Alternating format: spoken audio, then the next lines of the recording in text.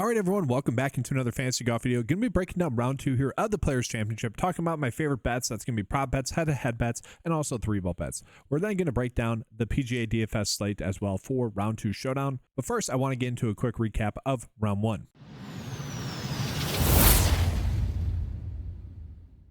And so let's start off with kind of the interesting news that took place early on in the morning, about 35 minutes before lineup lock, so enough time to make some changes. But Jason Day withdrawing 12 to 16% owned, really just depending on which slate you're on, and about 7 to 10% owned. We did see that meant a lot of people got to Michael Kim, and it seemed like Scotty Scheffler a little bit more than what they were projected to get. It seemed like that was kind of the natural adjustment some people, probably made with their lineups, as well as just getting to Corey Connors a lot more. Corey Connors kind of viewed as a GPP only play this week. He actually ended up being really chalky in cash, so interesting stuff there in terms of maybe some potential pivots that people made from that Jason Day news. Jason Day was a solid kind of shoulder shrug play.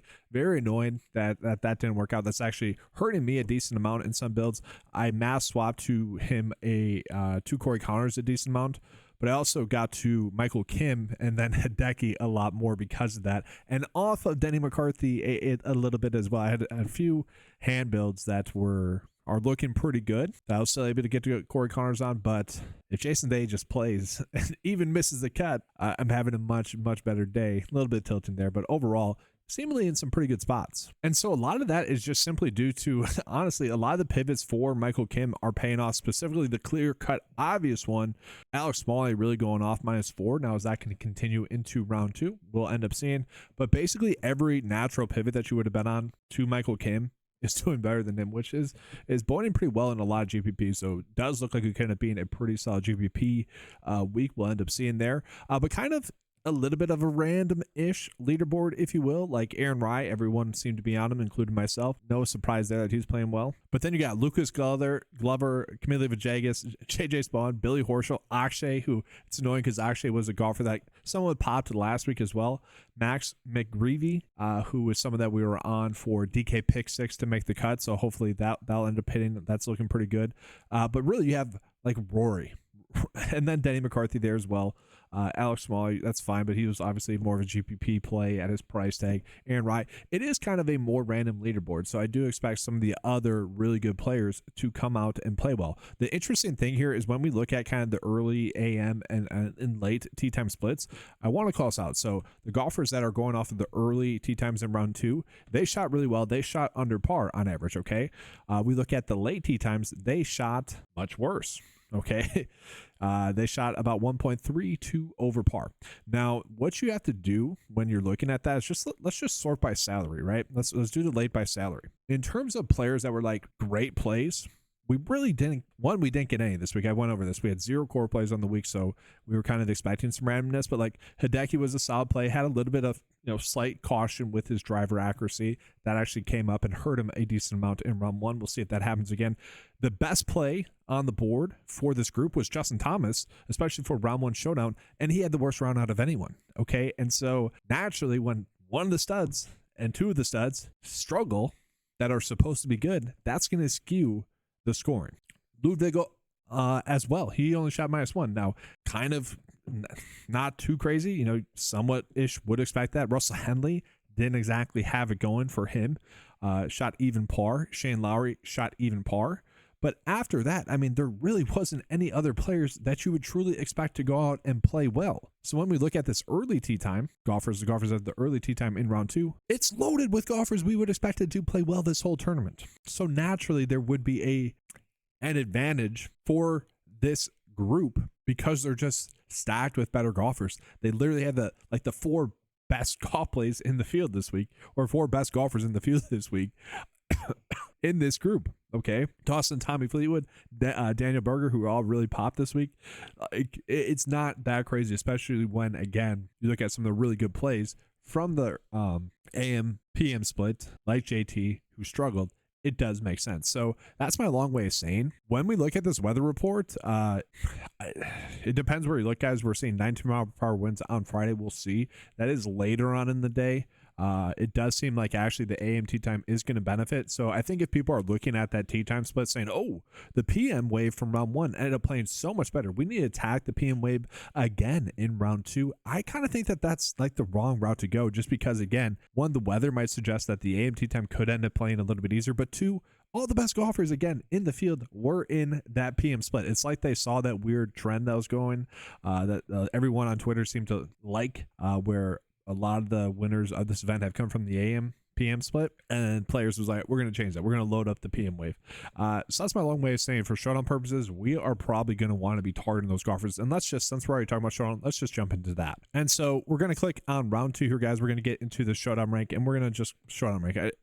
We can look at regression. Let's look at regression a little bit here. Which golfers, played poorly are expected to play better in round 2. Obviously, JT is expected to play better. Kevin Roy, he's popping up in there. Sanjay M, Tony, basically all the golfers. I mean, it's not a bad thing that Michael Kim's popping up in there. Could he go low? Sure. But nothing too crazy here. Maybe Xander a little bit, but he still feels like he's shaking off the rust. So what we're going to do is we're just going to click on the showdown rank and see which golfers are actually popping up. And so Xander is popping up really well here. Whether or not you want to get to him, that's going to be up to you guys. Scotty then, JT, Colin Morikawa, Rory, like that stuff there with them. Russell Henley popping up in there. Patrick Cantlay, Sam Burns. I don't know if we need to get to Sam Burns. Hideki, you just got to ask yourself, how much of his round where he did struggle early on was maybe honestly due to his back being tight with an early tee time. That it could be a thing, because once he settled into his round, he actually played pretty well. He started out +5, managed to get to +2. So interesting thought process there, but he's someone that's popping up there as well. We'll go ahead and take a quick peek at some of the live strokes gain stats. So yeah, this is kind of another way of looking at regression. Like, all right, so Justin Thomas lost 6.7 strokes gained tee to green. He's typically someone that gains about 1.2. So if he were to regress back to his mean, back to his average, he would gain about 7.8 strokes tee to green. We're not expecting that, but sure, could he have a spike round? Yeah, I mean, it's not too crazy. Strokes gain total as well, like that's all good and dandy there. We can flip this around as well, like who is someone that maybe had a good round that probably is not expected to have another good round? Emiliano Grillo, Camilo Villegas, makes sense. Lucas Glover, Phillips, Billy Ward, like it makes sense. Like these are all, this really points to kind of some of the randomness that we did see in round 1 with some of those golfers. So I do want to just take a quick peek at two things. We're going to look at strokes gained putting, who is a golfer that really putted well. Taylor Pendrith, Aaron Rai. Aaron Rai is not a terrible putter, but did gain 4 strokes putting. That's a lot. Bud Cauley, who, hey, where was this? The theme actually in round 1, guys, was where was this last week? Where was this last week, guys? With everyone, Scotty Scheffler, Rory, Bud Cauley, who I had in the Puerto Rico Open, Ryan Gerard, who ended up playing well in round 1. It's like, all right, if you guys would have done that last week, it would have been a massive week for DFS purposes. A little bit annoying in that regard, but I don't think we're going to be on Taylor Pendrith regardless. Might be on Aaron Rai a little bit for round 2 purposes, but nothing too crazy there. We'll flip this around. Who is someone that had a bad day putting that could be expected to putt better? Joel Damon, Victor Hovland. We're not touching Hovland. Shane Lowry. Shane Lowry did miss a few short ones. That was annoying. Russell Henley did miss a few short ones. That was pretty annoying as well. Maybe golfers just had a tough time figuring out the greens early on, and maybe they were a little bit faster in the morning, potentially. And then after that, no one really popping up as well. So nothing too crazy there. And then the other thing I want to look at, it is strokes gain approach. And actually strokes gain off the tee. I want to take a peek as well. So strokes gain approach, JT makes sense. Lost a ton of strokes off approach. Typically averages about 1. So again, if he does better strokes gain approach, he could end up gaining 5 strokes approach. We're not expecting that, but again, pretty crazy. And then we go ahead and flip that around. Again, Grillo is someone that could struggle. Actually, Rory, surprisingly, guys, so gained 4 strokes approach, and he was actually struggling off the tee. So that makes sense. If he does continue to struggle off the tee, it's not likely that he's going to gain that many strokes approach. So that's kind of crazy there. Now, maybe he does continue to hit the ball well, but that's a lot of strokes approach for the lack of greens or fairways that he ended up hitting. And then real quickly, we'll take a peek at strokes gain off the tee, because that is, typically a pretty big key stat here. Shane Lowry, don't like seeing that. He could lose some. Don't love that. Actually, okay, makes sense. And then we'll flip it around. JT again. So that's the theme. Michael Kim as well. So Michael Kim lost 2.92, typically average about 0.4. So again, if he were to get back to his average, had that spike round in round 2, could have gained about 3.3. So all interesting stuff, which is already all being factored into the 9 to 5 lineup builder. So we're going to go ahead and take a peek at that. So the 9 to 5 lineup builder is slightly different in terms of like some of the fantasy projections. Just as an FY, like it is taking in some of the prop data that's coming in as well from PrizePicks and Underdog, and factoring in those lines as well. So it might be slightly different than what the 9 to 5 data is telling us, like with Xander there. And they are priority based projections as well. So it is scaling it down based off of what their salary is as well, just as an FY there, just behind the curtain stuff there. So we're just going to do kind of what I typically would do here, guys. 30% max exposure. We're going to do 3 unique players. And again, if you are maybe worried about the splits, you could jump into the 9 to 5 custom model, maybe do, I don't know, 5 lineups if you're doing 20. Let's just put it this way. 15% of lineups with the AMs only, 15% alliance with PM only. You could do that.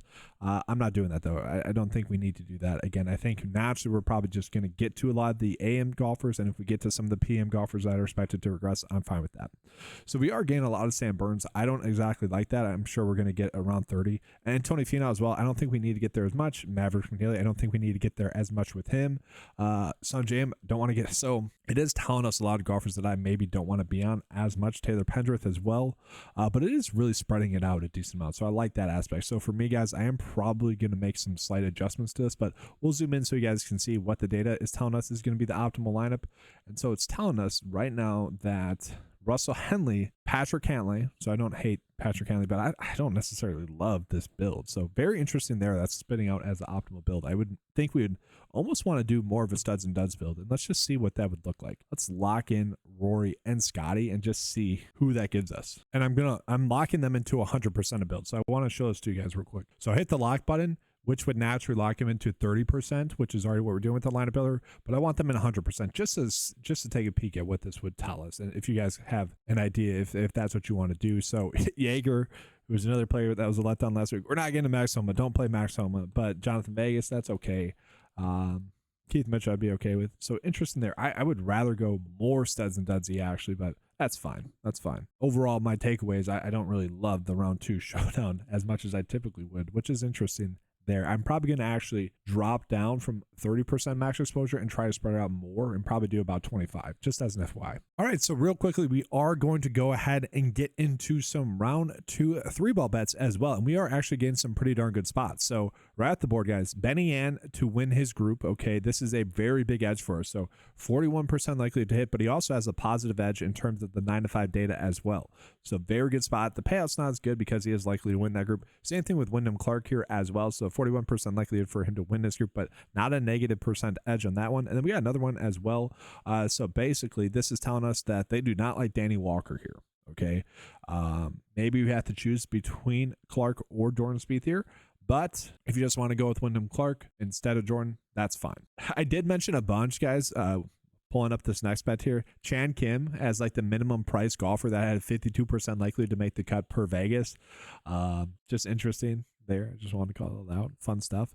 But decent edge for Patrick Rogers to beat Chan Kim and Joel Damon. Okay, so not a terrible payout there. I actually like these 3 bets a lot. So Benny Ann, Wyndham Clark, and Patrick Rogers. Just as an FY, guys, not a good day for 3-ball bets. I kind of mentioned this after a very good week last week. Kind of expected some regression. So just recapping that. Did hit 2 bets, 2 for 6, 3-ball betting wise. So not great there. Only like 1 unit loss there. Head-to-head bets, however, went 0 for 2. So again, that was kind of expected. We've been on, I warned this during the live stream, like in depth.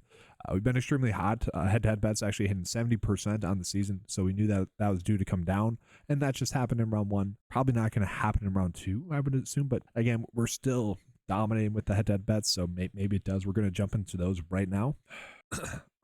So let's start here with the plus EV bets that we were getting, guys. Maybe Matt Kuchar to beat Harry Hall. Okay, that's a plus EV bet on DraftKings. So not a terrible spot there if you guys want to get there. DraftKings and FanDuel actually.